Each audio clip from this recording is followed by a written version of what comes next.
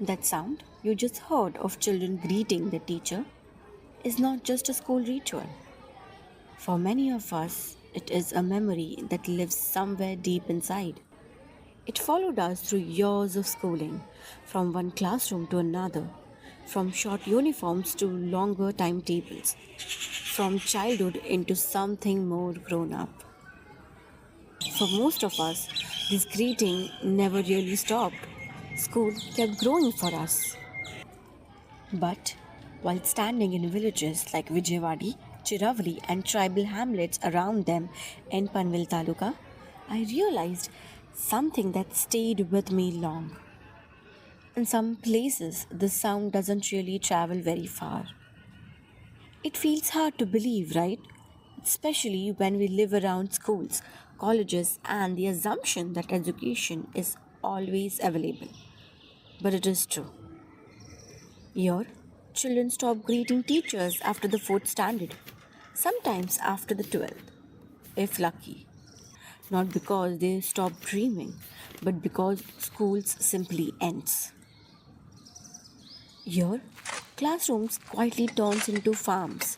Notebooks are replaced by the labor, by responsibility, by survival. And while many of us still hear that classroom greetings, even today, some children grow out of it far too early. That's where this story begins. This is Ground Report, a space where stories don't come from studios or statistics, but from the ground, from villages like these, from classrooms that end too soon, and for homes where children walk long distance just to learn. I am your host Manasi, and on Ground Report, we don't rush through people's problem, we stay with them. People often say these villages are near Panvel. On a map, that might be true. But when you walk here, the distance feels very different. The road ends much earlier than I expected. After that, it's mud paths, forest stretches, stone underfoots, and long walks that test your body and your patience. There's no railway station nearby. Buses come rarely, sometimes only a few days a week. Reaching Panvel or anywhere with high education available means hours of walking or spending money families don't have here. For children here, school isn't a place you casually go to. It's something you move towards, step by step, for kilometers every day, through heat, rain, and slippery mud. And when school ends after a certain grade, there isn't another option waiting. Children who once carried school bags begin accompany their parents to farm, to daily work, or into forest for survival. This wasn't a choice anyone made. It was the absence of access deciding their future. While walking through the village, elderly spoke about this with quiet acceptance because this was how life had always been. At that time, there were no schools or colleges available to us. पुढे नव्हती म्हणजे परिस्थिती. The village school offered classes only up to the fourth standard, and even that opportunity was not accessible to everyone. Some of us did not receive any formal education at all. Those who did managed to study hard, to stop after the fourth standard, and join their parents in work due to financial constraints and the absence of further educational opportunities.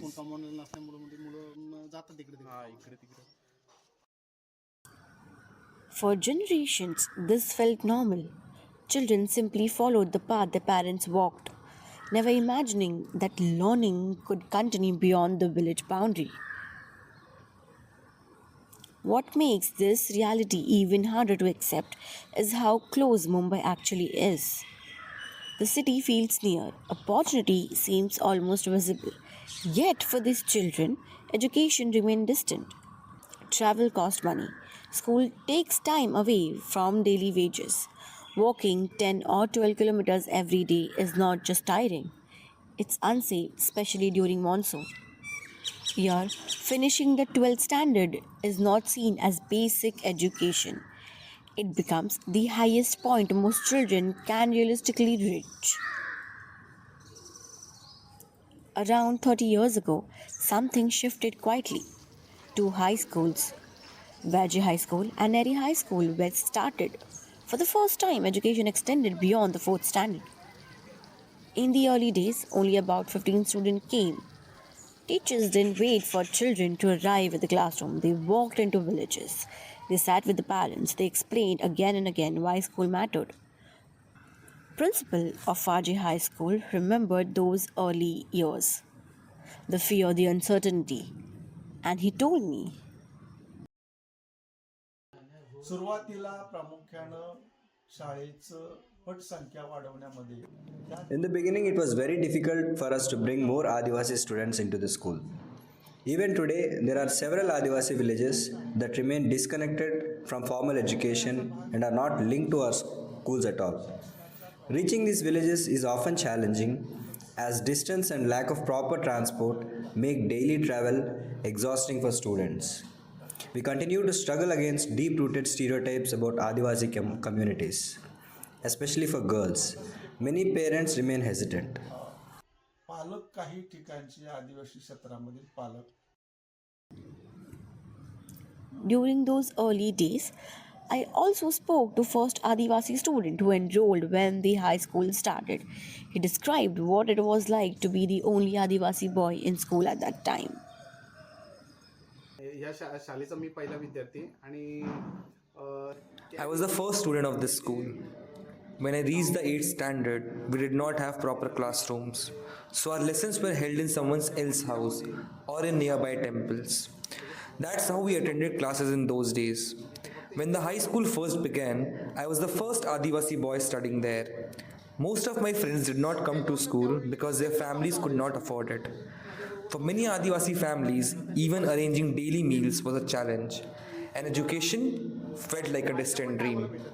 My parents worked on farms as daily wage laborers, and many children accompanied their parents to work instead of going to classes.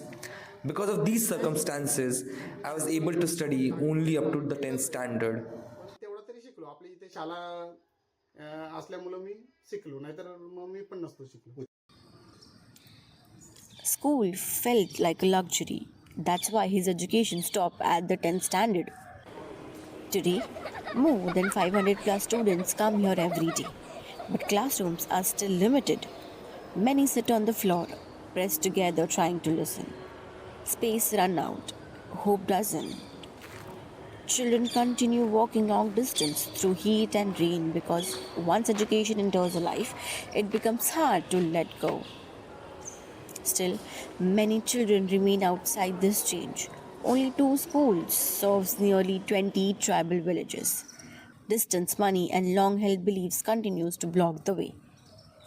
One student spoke about wanting more education and fearing it at the same time. I want to study further, but college is very far. My parents worry about money and safety, distance, and everything. Here, dreams exist.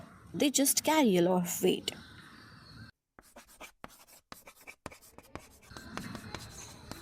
Colleges are in Mumbai or Pune for them, which is 60 to 70 kilometers from here. Daily travel is expensive. Living in the city is unaffordable for the poor families. For many families, especially for girls, it feels impossible. So education simply pauses again. What is considered just school in cities becomes the highest achievement here. 30 years ago, education ended at 4th standard. Today, many children finish school. That change matters, right? But education should not depend on distance or money or where a child is born. If it truly reaches these villages, futures can change.